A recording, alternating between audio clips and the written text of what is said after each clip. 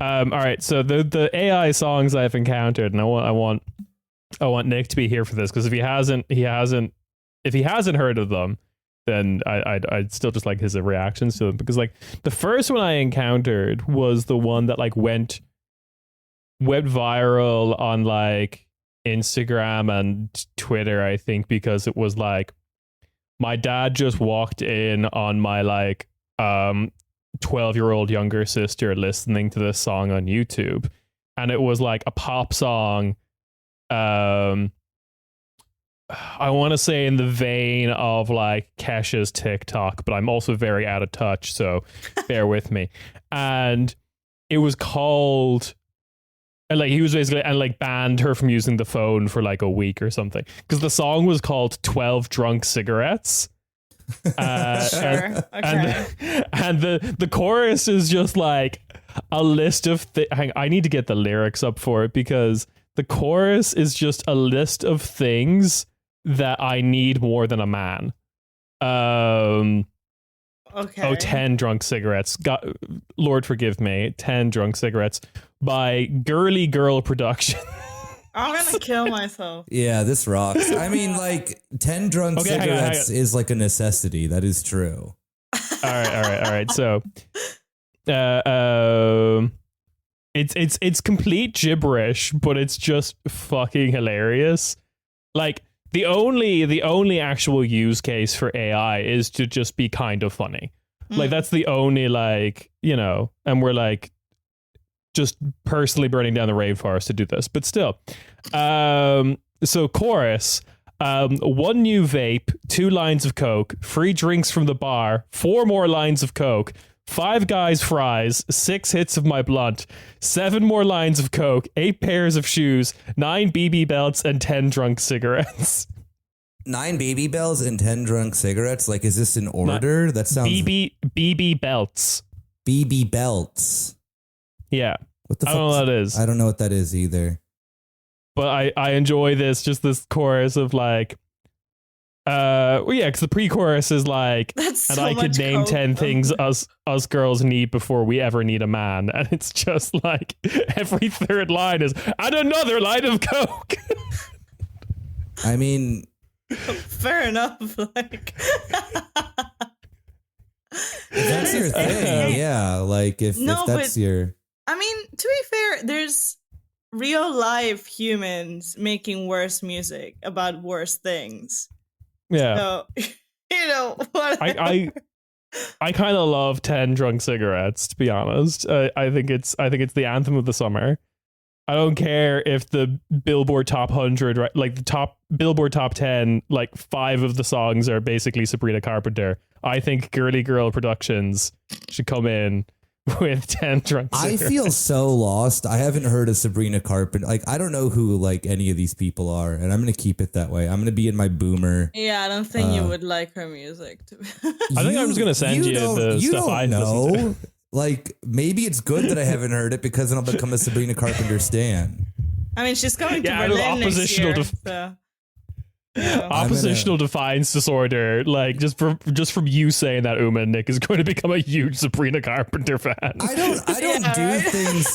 don't do things like that in spite of people. I do other stuff. I'm not going to like get into music in spite of someone. That's lame. The other AI song that I encountered recently that I quite love is, because there's like country, like modern American country songs are rife for it.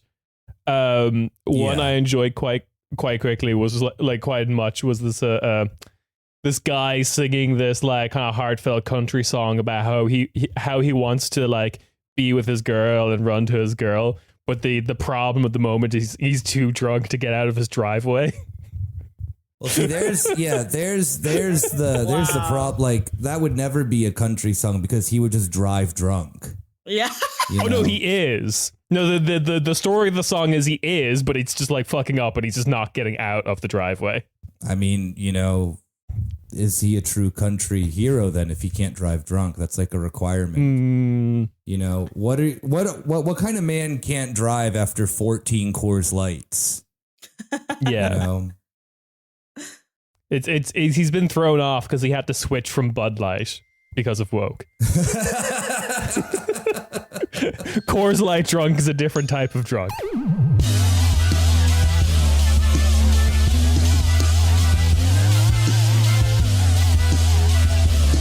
Hey, welcome to your weekly corner Späti. It is me, Kieran, and I'm joined by Uma. Hello. And Nick. Hi. And of course, we are brought to you by... I do not condone drunk driving, by the way. PSA, people. Yeah. You say that, Nick, but I have this AI-generated banger. I'm Nick, and I condone drunk driving. Yeah. I'm running My for girly the girl production. Progress Party of Norway or whatever, yeah. They're making a comeback, which is, I need to examine that. But we're not going to talk about that this week. We're going to talk about, we could start with some, I think, Nick, you had some stupid stuff that was happening in the Bundesrepublik Deutschland. Well, not really in the Bundesrepublik Deutschland, but just Germany related. I really, I love Bild Zeitung, as everyone knows. Yeah. Read it every day. Paper of record. Oh, God damn it. It won't let me pull the article up because I have an ad blocker. So, let me just, oh, wait, here we go. Now. Oh, yeah. The crusade. So, Springer is on against ad blockers. Yes. So, Germany and their attitudes towards China, if everyone knows, are getting angry. However, the reality of it is that then Germany is a very big partner of like economic partner with China. They just kind of like they flex the sense of like, oh, you know, China bad. But the reality of it is that then Germany actually does do a lot of manufacturing, a lot of, you know, import and export with China. And it is a crucial partner of the EU, especially Germany, especially for auto manufacturing.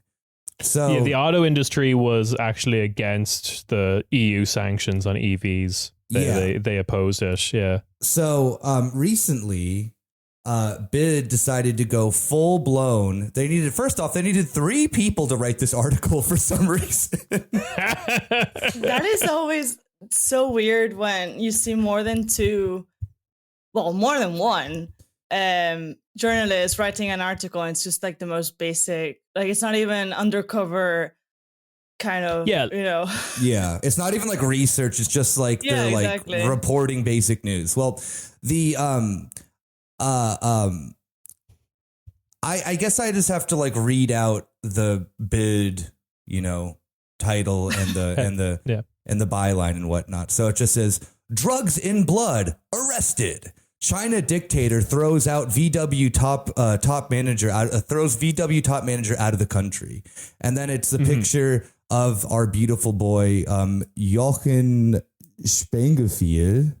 Spengpiel, which is free our boy. So the thing is that then you may know who Jochen is because he is the guy who made the slogan Das Auto. It is like the most famous thing that VW has done, and they sent him to China years ago in order to kind of like, you know, do business and try to like you know, you must travel to the Far East. You must tell them tales of the slogan you created for this German the easiest multi-million-dollar deal that you've ever made in your life. Like, what was like all those kind of like towns in the mid 2000s in China is like kind of like southeast that like started rebelling and doing local democracy again and like having their town halls and stuff. I just imagine him talking at these like small rural Chinese towns about how to come up with slogans for your car company. Yeah, so BID has gone full blown, and they mentioned multiple times in this of like dictator China, dictator the Das Reich von Xi Jinping is like one of the phrases that they continuously use. Now, what happened is that then in true German fashion, this man is like in his, I don't know, 60s or so. It doesn't give his age weird. Oh no, 54. Sorry. So, in true German fashion, he went to Thailand, did drugs, and then went back to China with drugs still in his system. And they did a drug test on him, and they arrested him for 10 days, and then they deported him. Yeah. And this side of the world does not fuck around with that stuff. No, and so the thing is that like Thailand weed is legal, of course. However, China has a policy that then if you have drugs in, like, not agreeing with this, it's just the fact that then if this man has been working in China for like a decade, he should know what the policy is.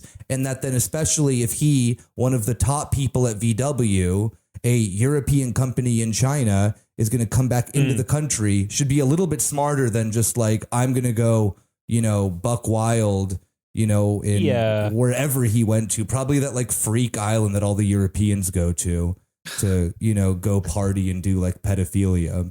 But nonetheless, he went to go and do the typical European thing of be a freak in Southeast Asia.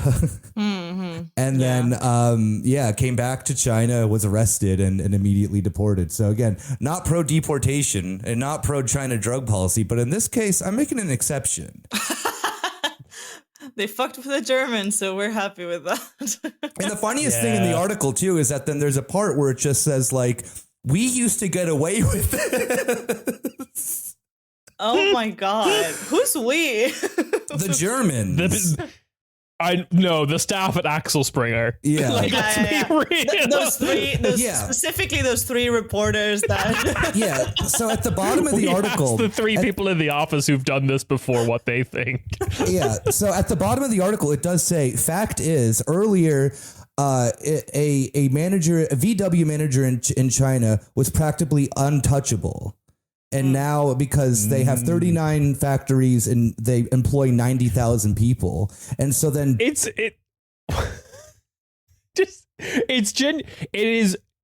is such Springer energy to first of all like complain about this when this happens to Germans, even though everyone in that office is foaming at the mouth to do this to every do this at home.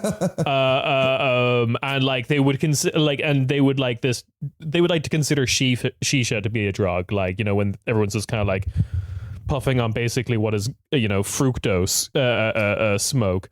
They would love to deport everyone in a shisha bar kind of thing.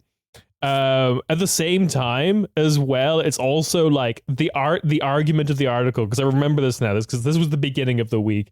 The argument is like, oh, we hate how corrupt and authoritarian and like how rule of law has no place in Xi Jinping's China, because we specifically want an exception carved out for like our fucking car daimyo that we've sent over there. Yeah, it really is peak. It's peak Bild reporting. It's peak German mindset, especially of Southeast Asia or any, I mean, anywhere in the world that then isn't the United States or Germany, of why can't we get away with this forever?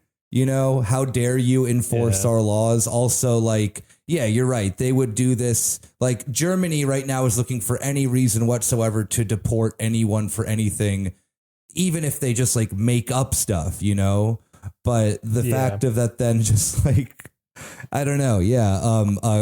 Uncritical support in this situation for Comrade G. Thank you for doing what must have been done and just deporting a creepy German. Yeah. Because also we know what Germans do in Thailand. It's Europeans in general. Yeah. Yeah, like the reason why like countries like Malaysia and Singapore, which like I guess also China, I just know a bit more about this in Malaysia and Singapore, have like this zero tolerance policy when it comes to drugs, is because like these areas were kind of like ravaged by like narco gangs, and those narco gangs were basically facilitating Western tourists. Those were at least the big money spenders who would come and pay like American prices in an economy where like that was basically 4 months rent for like a bag of cocaine. So like, yeah, this is where this like zero tolerance policy, and it is stupid that he didn't like like in the same way that you can't even say bomb in an American airport, not even as a joke, you cannot say drugs in like a Malaysian airport, even as a joke. Which like if you talk to anyone who's done like a flight to Australia, because you usually stop at like Kuala Lumpur, it's just like, yeah, you just can't fuck around there, like at all. Like great food in the airport, but you cannot fuck around or joke about like having drugs with you. Let's get into the meat and potatoes of this episode, because we've got a lot to talk about. First thing we should talk about is Europe's kind of like, this has been a theme of the last couple episodes, Europe's current commitment to be just kind of racist. We had the EU summit recently where the main topic was migration. The entire summit seems to have been driven by like Wilders, Orban, and Maloney really feeling themselves. Maloney even like dipped early when the conference was then set to like become about something else. I think about Ukraine. She was just, yeah, she just like fucked off at that point. Or no, when it was when Biden was showing up, I think she was meant to be like around for that, and then she decided like, nah, fuck this. Other things that happen at this is Poland has gotten its green light to like suspend asylum applications coming in from the Belarusian border. So that's been approved by the EU. Massive win for Donald Tusk. And as a side little caveat from this, we get we get an NGO, the founder and director of a Spanish NGO, Open Arms, a guy called Oscar Camps. Uma maybe could say that name more. No, you said it pretty well. Probably. Oscar Camps. I mean. Oh, okay, grand. No, there's no trick. I did it. I find it very funny that the guy's last name is Camps and he's like giving a report on like EU border policy. Yeah. This is... I mean, literally, it does translate to fields, not. I know, but just camps. the fact of like in English it is camps. Yeah.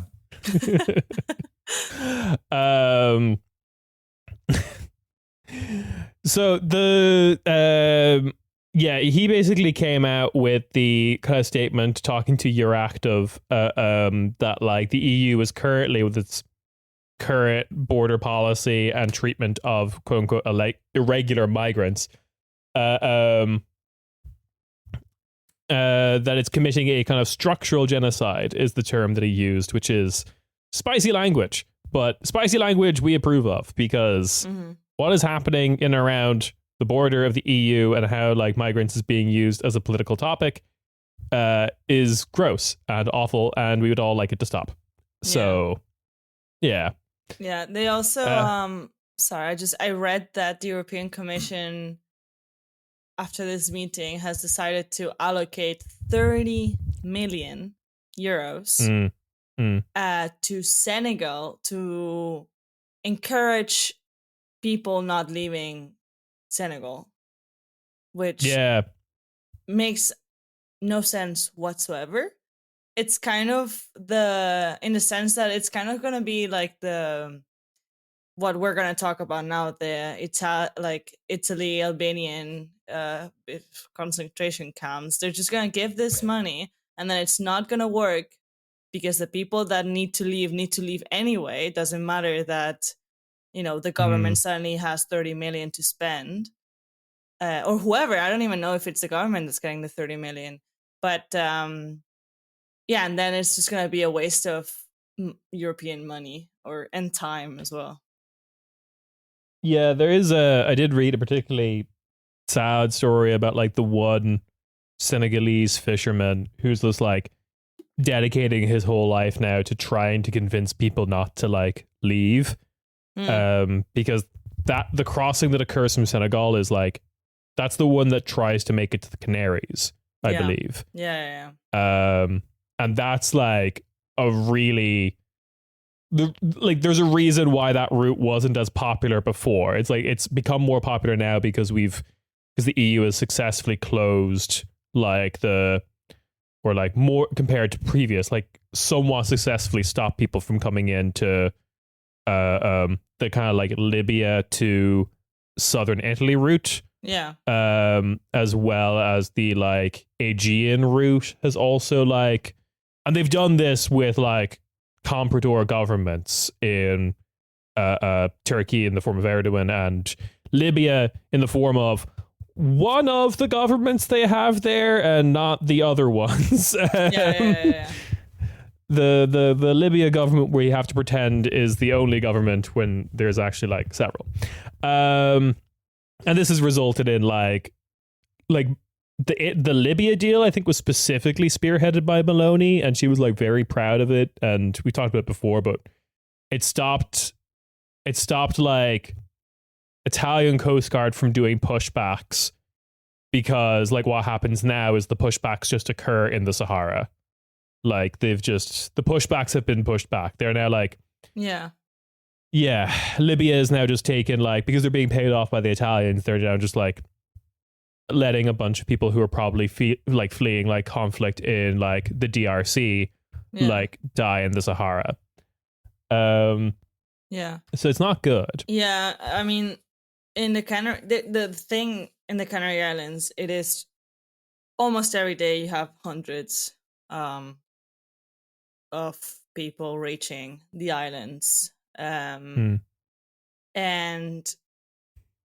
so it's a huge problem politically in Spain, in the sense that obviously the Vox and all of these people are using it as a look, the PSOE is just letting these people in. We don't know. Yeah, the whole, that kind of speech.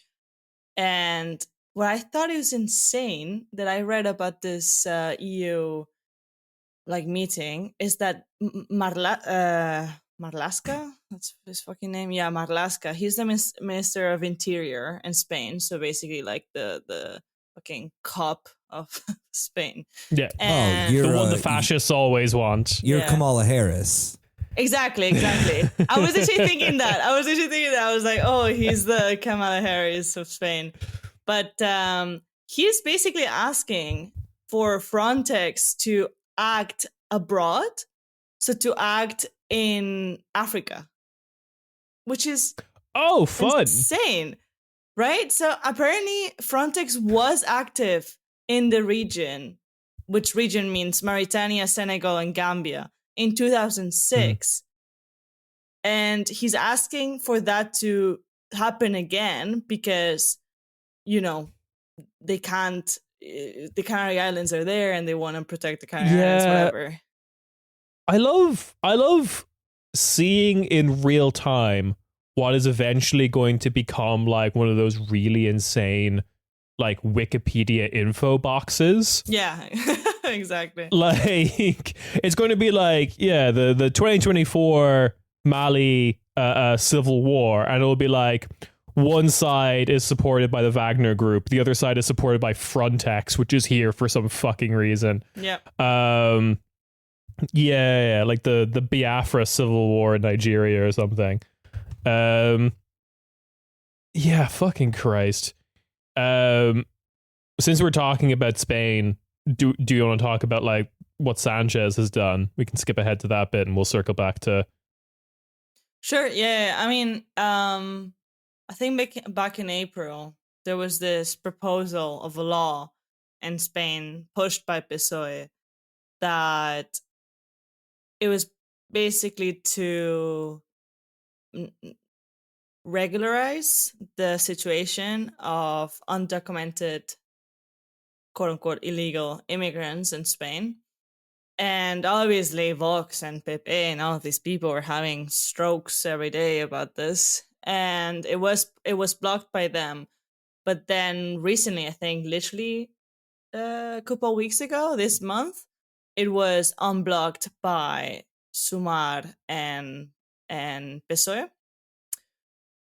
And it's basically, if that, so Sanchez or the government wants to regularize the status of all undocumented immigrants who arrived in the country before the end of 2023. That would mean that 700,000 people would then automatically I mean, if they're not criminals or whatever, obviously there's some sort of filter. But means testing, yeah. Yeah. But they would get legal residency, which is obviously the first step to getting citizenship, right? So yeah. It basically moves them out of like a shadow economy, because that now that they're legal immigrants, they can now like apply for jobs that are less like under the table and stuff, and more like official, and probably pay taxes and stuff. Because I'm assuming if you're an illegal immigrant in a country, you're probably more likely to be doing like cash in hand kind of jobs. Oh yeah, it's like all these like all the what's it called? Like workers in fields and stuff like that. The fruit pickers, and they're all Europe's illegal. Very abusive. Yeah. Agricultural sector. It's like this thing that then so ironic, especially about Italy's like hyper, like law and order stance towards migration. Like the entire Italian agricultural sector is run by like slave labor that benefits because Italy has these illegalized migrants. So it's just kind of, I mean, like, not to like say that, oh, Italy, stop doing this because you need to like, keep your economy running. But it is just kind of like one of these things that then like eventually somewhere down the line, like the people who are reading or like looking at the like racist like Radio Genoa posts being like, oh yeah, like kick out all the black people, don't seem to understand that then that, their pasta and all their other fucking little treats are literally made because Italy's brutal border regime allows this economy. I mean, like, first off, food items in Europe are like way too cheap to begin with, for also the reason that then Europe, talking about other ways that then they like ruin Africa, not even just in the sense of migratory reasons of just flooding African markets with food, ruining local economies there. A lot of the reasons why these people come to Europe then, like in this kind of like cyclical way. But yeah, it really is like, I mean, good that then that there's at least a process being done to like create these people who are probably some of the most like exploited people in Europe that no one ever focuses on, like, I mean, yeah, there's like human rights groups, but like, I feel that the average European is completely unaware that their like food is or like, Germany with the Georgian example with the asparagus and whatnot, like while that be legal or whatever, there are a lot of countries that then that's severely benefit from. Oh yeah, the even when this is done like legally, it's incredibly exploitative. Yeah. So it's like, this is also why the farmers' protests had to be like completely dismissed as utter bullshit, because it's like, these aren't the farm laborers. Yeah. You get these tax breaks to employ Romanians for nothing. Yeah. So no, exactly. That's why I failed to have any empathy for. Also, they were just like Nazis. Also, no, yeah, 100%. But also, it is a thing that in Spain, they, especially the south of Spain, which always has nice weather, so you can grow anything there.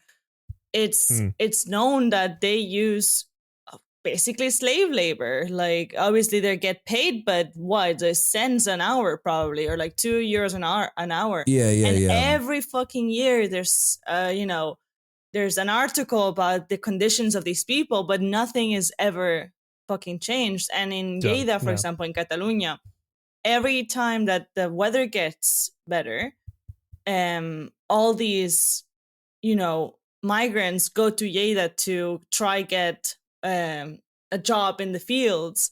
And then you have all the fucking racists being like, oh, Lleida is being, invaded overrun by these migrants. People. Yeah, but it's like, yeah, because your fucking neighbor is giving them a job, well, quote unquote, a job for like €1 an hour, and they don't have anywhere to sleep. They're not housing them either. It's just like, whatever. It just pisses me off so much. I have no empathy. Yeah. No, for sure. It's like, I think that then one of the ones that we talked about quite explicitly on the show, especially during COVID, was the example in Gütersloh in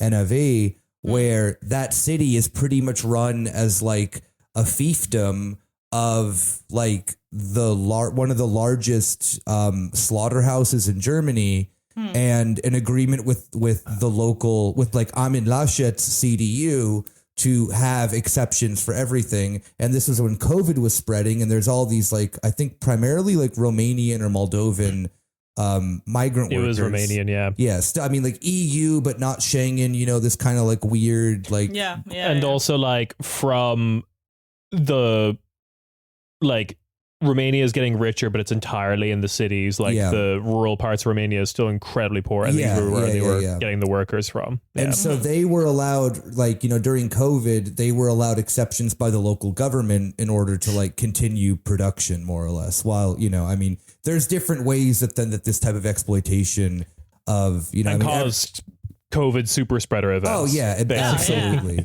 And it's like, I mean, I think the thing too of that, then it's very, I mean, you know, there is the stereotype that then I think that the right personifies of like, oh, you know, these like Africans or Arabs who are then coming in and taking jobs and this and that and that and da da da da da. But it's like Europe's also masterful at like hating Europeans, and like, you know, it's like it not only in the sense of like is you know, yeah, like, you know, migrant labor from whether it be other EU countries or migrant labor from, like, you know, mentioned Georgia or wherever it may be. It's like Europe is very good at like contorting itself into some absurd, you know, machinery of hyper exploitation, no matter where like those people come from.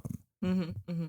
Yeah. The to kind of get back to well, not really get back to, but this is all incredibly related. The Italy-Albania deal, we're just going to do a quick update on this before we go into our more main topic for the second half of the episode, is like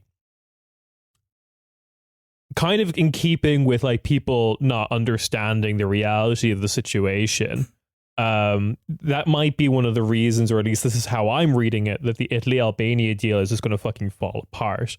Because for anyone who doesn't know, since we last recorded, the 16 migrants that were initially sent to the like first kind of camp, let's use the word camp, facility in Albania, 4 were just immediately sent back because 2 of them were minors, the other 2 were vulnerable. The exact details of what that means, unclear, but that usually means like some sort of like physical condition, which means basically they just can't go through being sent halfway across the world. They're ill or something in some sort of way, or old is I think also another possibility. So too young, too old is kind of like what you can read that as. The remaining 12 were then also sent back just after a little bit of delay, because the countries that they would have been sent back to by, you know, Italian law are not considered safe countries. Basically, so the idea of them being like deported cannot be entertained at all, which means that like being in that facility is pointless. And like the opposition in Italy is like attacking this immediately, because they had this criticism like initially that this was the kind of like an expensive boondoggle that's not going to work, and they're kind of being proven right. That kind of conversation is a bit like detached from the humanity of the people who have to go through this, but still, it is happening. Fratelli d'Italia, a court order stopped this in Rome. Fratelli d'Italia is getting pissed off. They tried to like rush through legislation that means that every 6 months they get to update what's a dangerous country. This is now being kicked up to the ECJ, so it's going to be like a prolonged court battle. But for me, what this kind of boils down to, or at least what I'm viewing the situation as, is the like classic right wing buying their own bullshit of like, they think that every claim for asylum that is coming from like the south of Italy via the Mediterranean is illegitimate. Like the economic migrants argument again, blah, blah, blah. And then it was like, when you then looked at the numbers of like any refugee processing in like Greece and Italy during the migrant crisis, quote unquote, like the problem wasn't that like the claims were illegitimate. It was just that the facilities were so underfunded that there was this huge backlog. But what ended up happening is that basically something like 94% of all claims were viewed as legitimate. And they were all like basically allowed into the EU. Mm-hmm. And then you also had other problems about like how the EU had created these bottlenecks in Greece, in Italy, blah, blah, blah. But like the Italy-Albania deal and the kind of like remigration, deportation kind of like fascination that the far right have at the moment only makes sense if you believed that like, oh, they don't have any right to asylum. And then lo and behold, when they're actually like processed, oh, they all have right to asylum. And like these facilities in Albania just remain empty. It's kind of funny. And I would like for Maloney's project to fail. I mean, but you know that the reality of it is it's not going to fail. Like, that's the kind of, you know, like, I don't want to burst your bubble, but it's like, no, you're right. Like the sad thing is like what happens next can get very ugly. Yeah, exactly. I mean, like, yeah, okay, fine. The first 16 migrants didn't get processed, or, you know, because of legalities, they ended up not going to Albania. But you know that then that Maloney's going to ride this out until either that she can just kind of like forget about it. And I think collectively that then Europe can forget about it, because there is enough stuff happening in the world. Like, I mean, reality, like realistically, if Maloney There's bombs, a lot of stuff happening in the world. Yeah. Like, realistically, if Maloney bombs with this so badly, she can just like distract everyone with like Italy's position to like, you know, Palestine or whatever, you know, like, or even if her party fails, like we get a new right wing force. Yeah, exactly. Yeah, we're either gonna get Forza, we're gonna get Lega. It's like, you know, the you know, plenty of you know, of contenders in the Italian right. You know, it's not like we're not going to be getting a PD government, and even they're like kind of right wing. You know, like. Yeah, it's not really looking like there's going to be a departure from far right politics in Italy anytime soon. But I think that then that Maloney is going to try to see this out as trying to make it as a victory, especially because the sense that other European countries have been very adamant that they want to do exactly this. And as we've talked about before, Maloney is the like palatable poster child for the far right, while, you know, people don't like Orban, people don't like Björn Höcke and these people. There's casual members of the CDU who like, you know, Maloney, or there's, you know, members of the, I mean, Tories aren't really in the EU, but still Maloney is, you know, kind of like the easy chaser for all the other type of like extreme, you know, neo-fascism, neo-Nazism that then's alive and well in a lot of European parties, and not even just like the teeny tiny goofy ones that we talk about.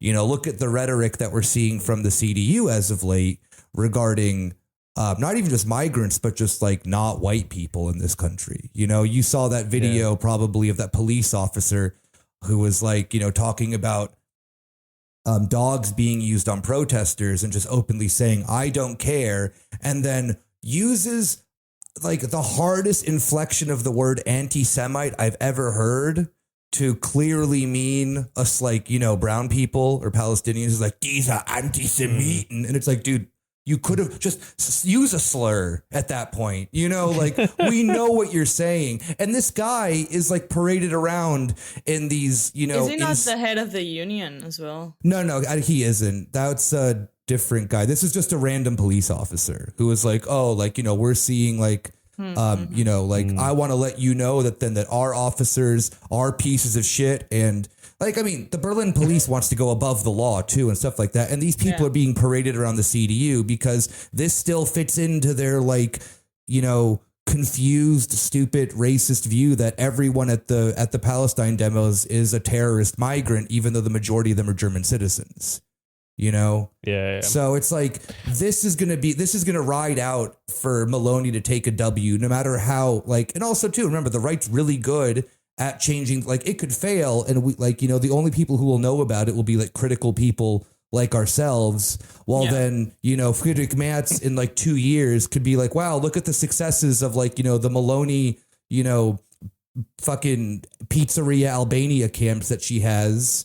And we need to do the same thing with like I mentioned, Georgia. So they don't even need to succeed. As long as the model exists, Europe is gonna keep trying to do these things, and it's horrific. And I think it's actually like good to that then start off the episode with the point of that then an NGO calling this some form of a genocide, because like it doesn't need to be that you are gassing people or whatever Germans expect it to be.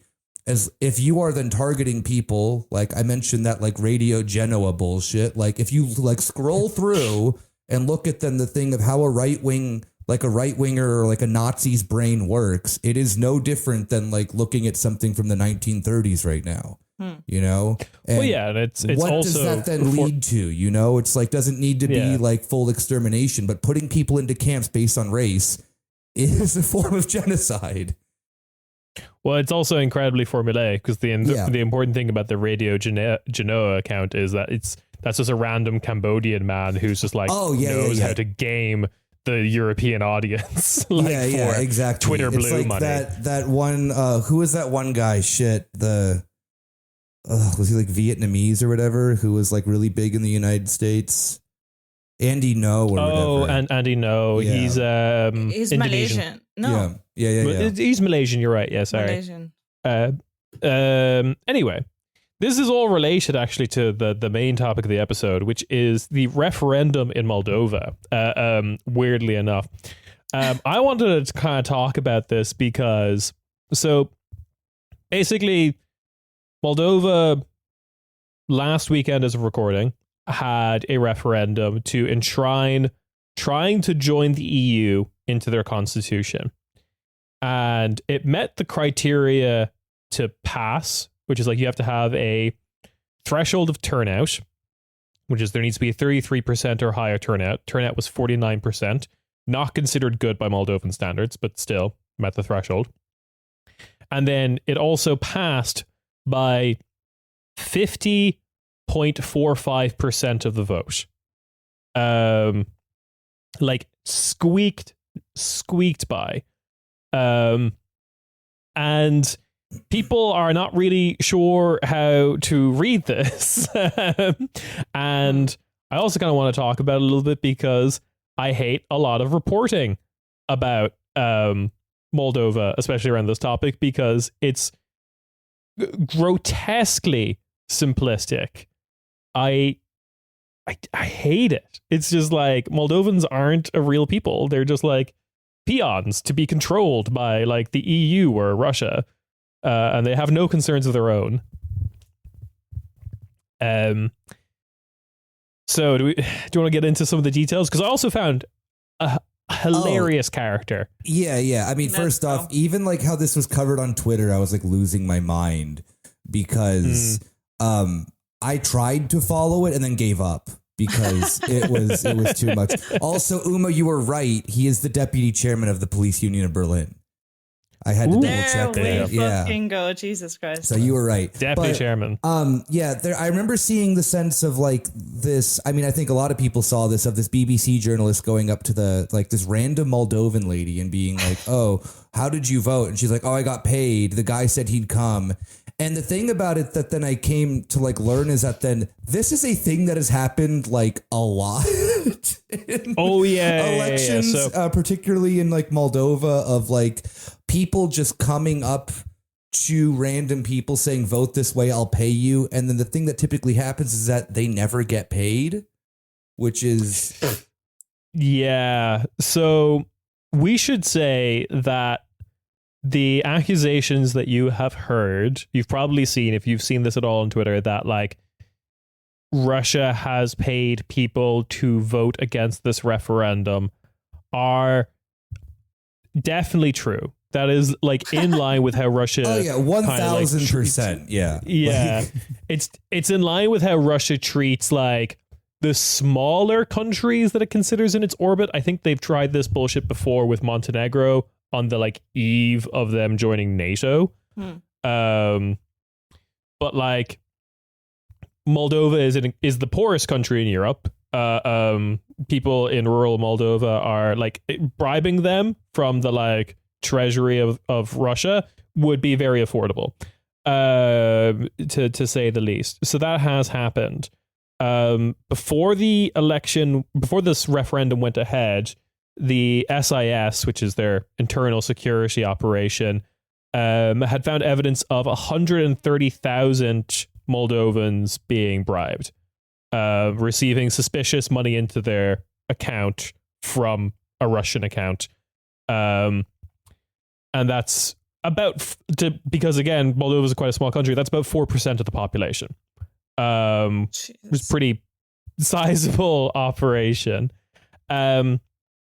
However, what I found to be kind of like lacking is this as an explainer of like the entire referendum, because like 49 point something percent of the vote went to no, and there was also a huge campaign to like boycott the referendum. Like the first round of the presidential election happened at the same time, and that just got more votes. Like lots of people went to vote for that and then didn't take the second ballot for the referendum. So like that's also happened. So it's like it's a very incomplete explainer of what happened, and that's what was like really frustrating me. And there's also like this diaspora population, like 1/3 of Moldovans have Romanian passports, and Romania is a member of the EU. There's a huge Moldovan population in Romania, but there's also a huge Moldovan population in Russia, from basically leftover from Soviet times, is my understanding, and then like a community that was built up from that. But leaving the bribes aside, we can talk about like the rest of the referendum in the like perspective, because it's also worth pointing out that the EU also bribed people.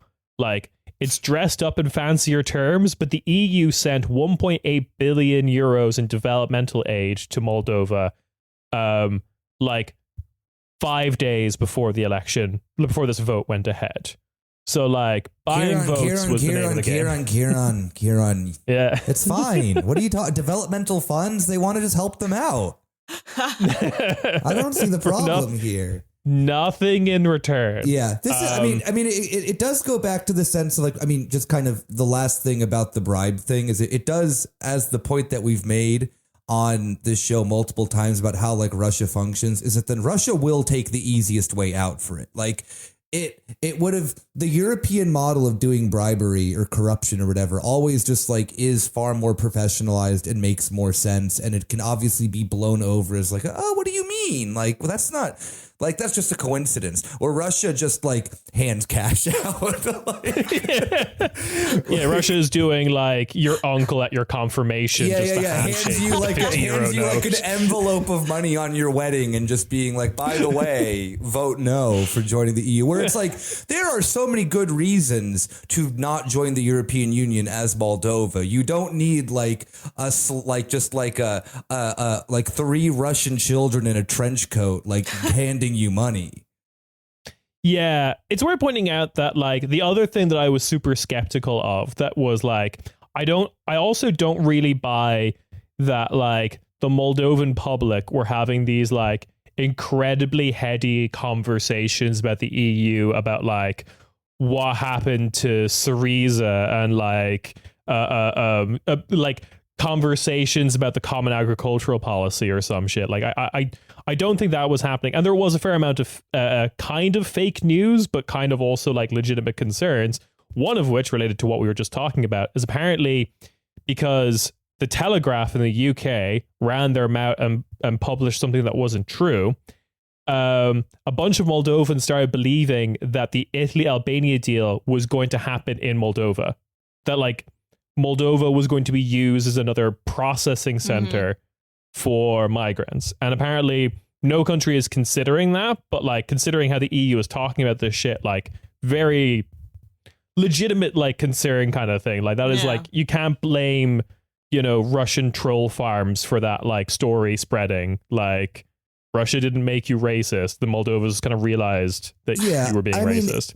We see this even in the sense too of like when elections happen in like the European or the EU peripheral of like the Economist or like the Telegraph or whatever, or whoever it may be, kind of pointing their finger, wagging their finger at like, now be good, or like, I mean, the recent not the recent, but the previous elections in Greece, in order to get Syriza out, you saw the same thing as well of like, oh, these pesky, socialists, the conservatives need to come back into power. And you just saw like, just a factory of articles being published from like the European do-gooders of why this election needs to go that way. And did it affect the election? Maybe, who knows? Did this Telegraph election, of an article affect the results in Moldova? To some degree, probably. But this is like a pretty common like tactic from like the center of Europe to its peripheral, or in Moldova's case, like it's like kind of like a peripheral on top of peripheral because it's no longer like it's not even a member of the EU. I mean, hence why this referendum is in place. We're talking about like we're talking like the spheres of influence kind of bullshit, right? Yeah. Mm-hmm. So yeah, and like pro EU kind of mindset in a country like Moldova, I think is pretty straightforward and fairly reasonable. Like they basically look at Romania, they look at like Bucharest and like the wealth that has like the wealth and standard of living that have occurred in like major Romanian cities since joining the EU is like pretty substantial. And like Romania ends up being like on every like pan-European survey ends up being like the most pro-EU country in like the Union, basically. Mm-hmm. So like Moldovans who speak Romanian are like exposed to that kind of like media atmosphere. But that's not all of Moldova. Apparently one of the places where they've like definitely proven like have names and stuff of where these bribes went was Transnistria.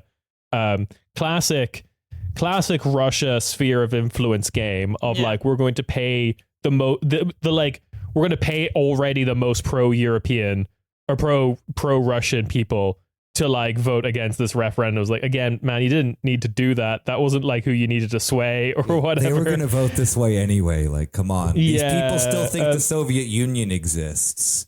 Yeah. But then the rest of it kind of seems to be like this referendum on Maya Sandu's government, basically. She's the current president and she's fighting for her like second term. She might have like, people are getting really skeptical of this optics thing she did because like the SIS, the internal security, comes out and says like 130k people we suspect have been bribed. And she comes out after the election, not really like winning as handily as she wanted to, this referendum, saying, actually, I think 300,000 people have been bribed. And now everyone is asking, like, where the fuck did you get that number from? Trust me, bro. And and I think a lot of people who didn't like her are kind of like, sticking themselves to this, attaching on to this, be like, you just kind of sound crazy now because she said something a little like, she said something crazy. She said something exaggerated. Like she didn't need to say 300,000 when like the independent security services have already said 130,000. You could have just like attached yourself to that number. Yeah. And you've got like another side of this is you've got people who are genuinely the person who came second in the presidential vote, because it's a 2-round system, one Alexander, oh God, forgive me, Stoyanigio. I'm going to call him Alex from now on. Yeah, that right there. You get a standing ovation for me on that one. That honestly, was, I know for a fact that was not right, but go with it, King. We don't, I don't know, because importantly, Alex is a ethnic Gagauz. He is from Gagauzia, the region in the south, which is like a Turkic people. they've been on hard times as well because of actually a knock-on effect of like Turkey's currency being worthless. They one of the consequences of like hyperinflation in Turkey is a lot of like middle class Turkish people can't afford their Gagauz maids anymore. And like Gagauzia used to be like a lot of like not reparations, but like remittances kind of like economy. Like a lot of people were working in Turkey and sending money back. Mm-hmm. And they kind of feel a little bit left behind. Anyway, Alex is putting voice to this thing. I like this kind of like more peacenik kind of view of Moldovan politics of like being a bit too skeptical about going whole hog into the EU and being more like we should do kind of like an a la carte kind of thing of like cooperation with the EU on certain things, but like keep channels open with Russia, which a lot of like European press views as pro-Russian, but I think to be charitable to Alex, I think it's more just like we don't want things in Transnistria to escalate because there's like Russian troops there. Yeah. And there's been like little incidences here and there during the Russian-Ukraine war there that like people were genuinely afraid that like the troops absolutely. in Transnistria were just going to start moving east from there into Ukraine, right? Well, they were like, afraid too so it was one that could be because remember Russia did use Belarus as a point to then invade Ukraine from the north, and then there was the fear that Russia was then going to use the position of Transnistria to then start not proxy things, I guess, but like to like utilize that to then either one attack other things in Europe, which is unrealistic, to then do like some level of military action in Moldova. They were legitimately afraid of. Remember, there was like radio towers that were like blown up and stuff like that. There were like, we don't know still who did them, but it probably was likely that it was Russia. So there were like a few like kind of nail biting moments of like, oh shit, there could be like a new front starting here because Russia does not want this area of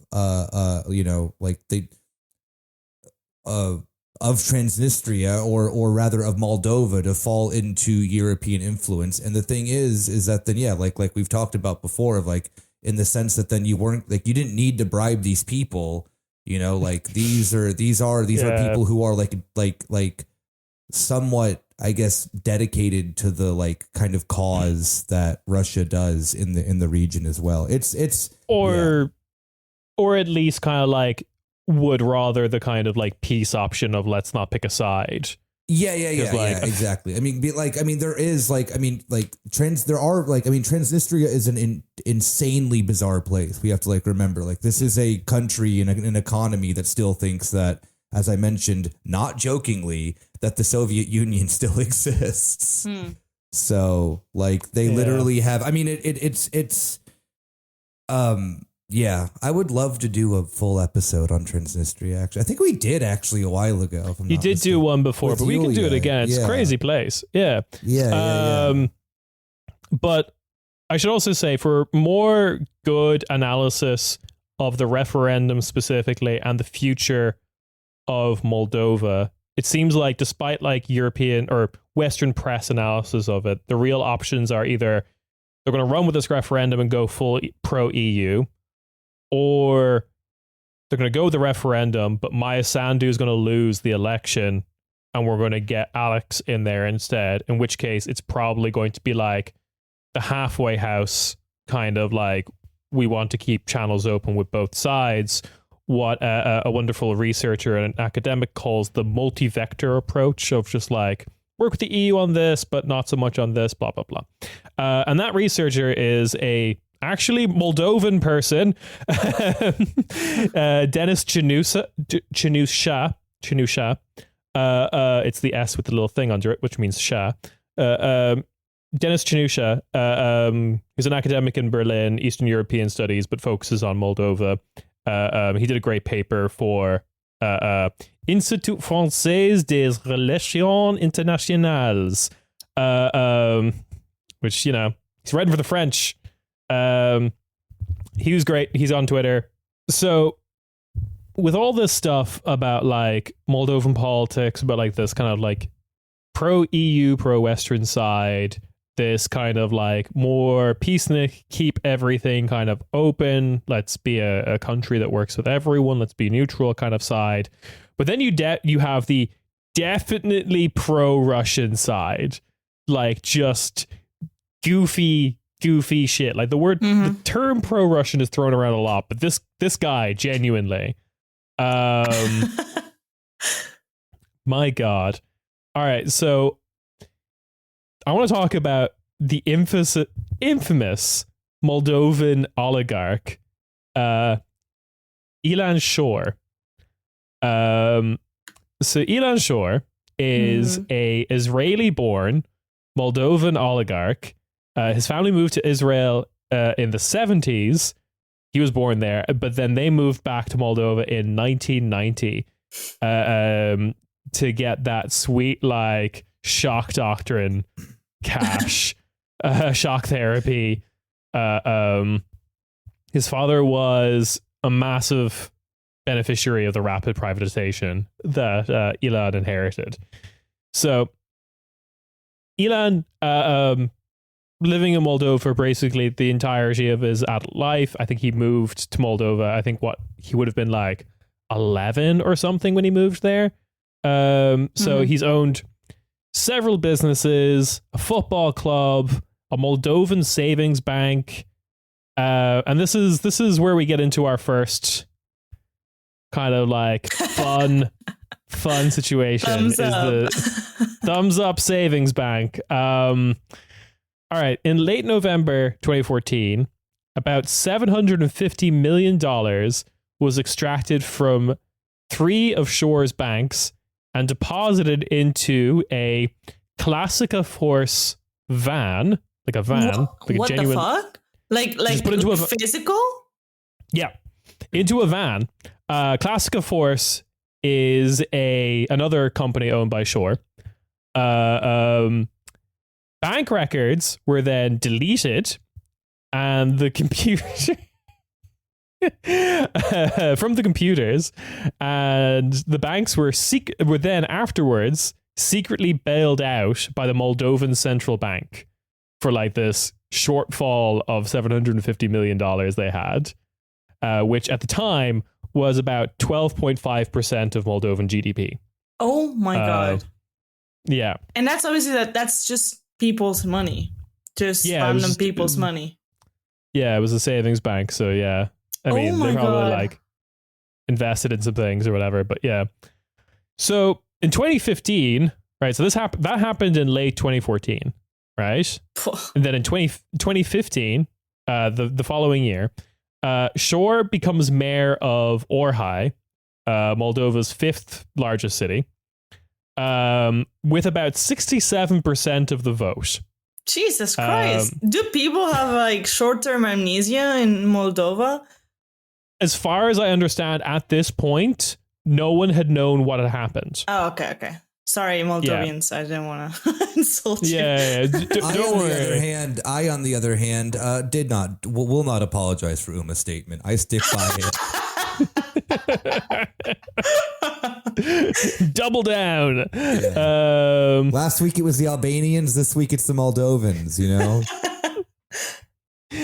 2015. So he becomes mayor there, right? But like this hasn't really become public. But authorities in Moldova are like, hang on, and he's placed under house arrest and basically does his entire mayoral, time in Orhai as under house arrest from his home. Let my boy go.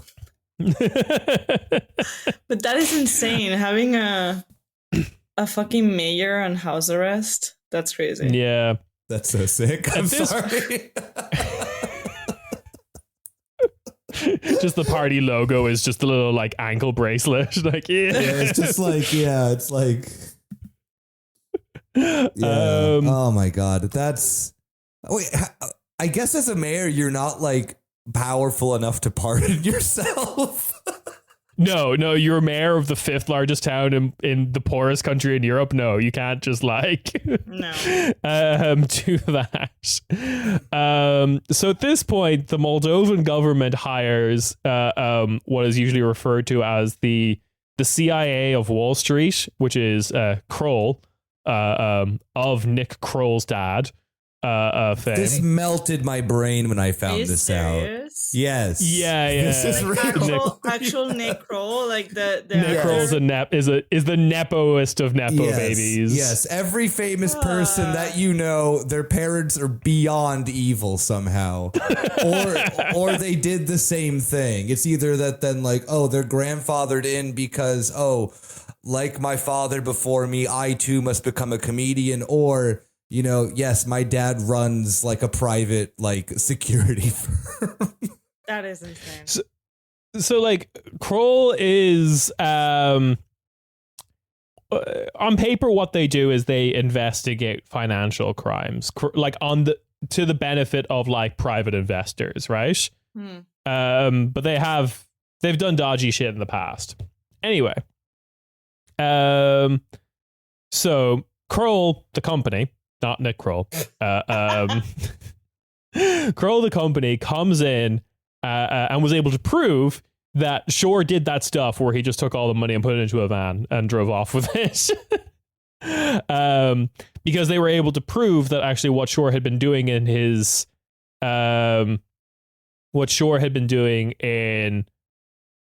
banks is kind of like taking over a lot of like micromanaging control.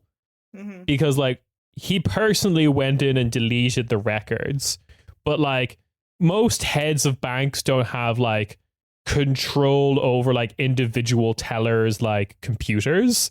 That's just kind of like a weird level of micromanagement that most like heads of banks don't usually have. But Kroll was able to come in and be like, hang on, over the last couple of years, this like the administrator in this system has just been getting like more and more weird powers. Anyway, so also one of the things he'd been doing in this bank is just like loaning his own company's money, and then they would default on those loans and he would take the money personally. Jesus Christ. Yeah. So this all kind of comes to light, and in 2019 he flees to Israel. Classic. Yet another criminal fleeing to Israel. Right?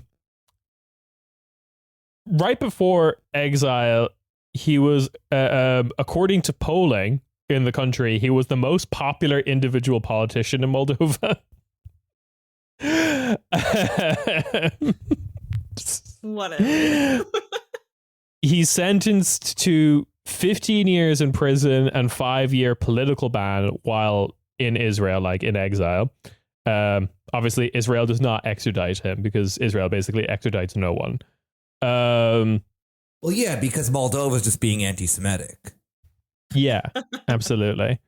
Anyway,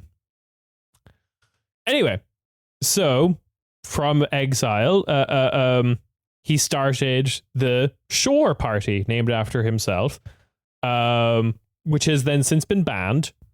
So he started another party called Chance, Obligations, Achievements Party, which in Romanian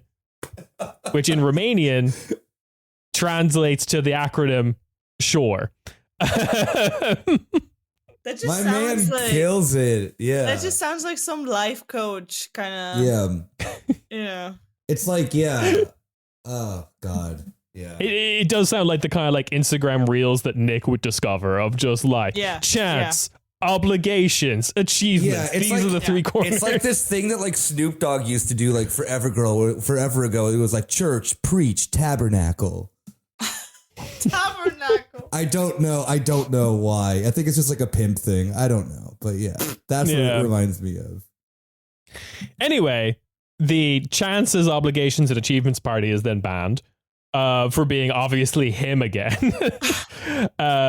So a new party is founded called Shansa, which is the Romanian for chance, which is just the first word from that last party that we had, which is which is not run. Okay, we've learned it's not run by Elon Shore. It's run by someone who is a close associate of Elon Shore, who's still in like, Jesus Moldova. This party is banned. Why? Like, this is something I just don't get. All right, like this dude is like filthy fucking rich, right? Like he's a billionaire if I'm not mistaken. Like, just stop. Like, you know, like you are literally living on like an island of a country that you can like never be arrested. Just. I mean, like, just chill. Stop it. Like, it's the love of the game, you know. It's just like J.K. Rowling being transphobic for the love of the game. Yeah, but like, I mean, if I was a billionaire, I would. I just need to set up one more party, and then I can. And then I'm done, and then I'm out of it. Like, for fuck's sake, like the only billionaire who like kind of gets it, not to like defend billionaires here, but is like Jeff Bezos, like absolute freak, but just like, yeah, he controls the Washington Post and all these other media outlets and this and that and that. Amazon's a completely evil company, but it's just like he got like a hot journalist MILF wife and then just like goes to space and like always is like posting that then he's like turning more and more like doing like Arab face. It rocks. It's widely understood that Jeff Bezos bought MGM Studios to get laid. Good. Like that's like if you're a billionaire, I mean like not like, you know, there's nothing good that you can do, but your only goal should be getting pussy. And he gets it. His wife's hot. He goes to space. We need to get you off Instagram Reels. What? We need to get you off Instagram Reels. No. I mean, like, you know, I'm not saying that then I support the but it's just like if you are in that, why would you do this? Why would you do this? Just like literally. Kink. Maybe it's his kink, you know? It's just him. Like we're not kink shaming him. He just like it's just these people can't stop grinding because they're bored. Yeah.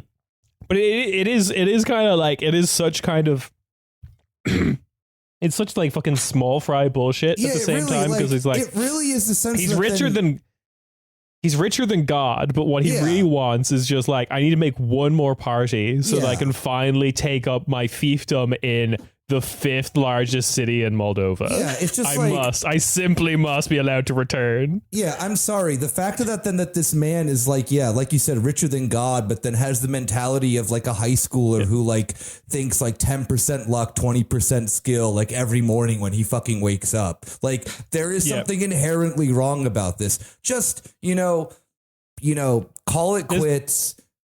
Go do. This is like.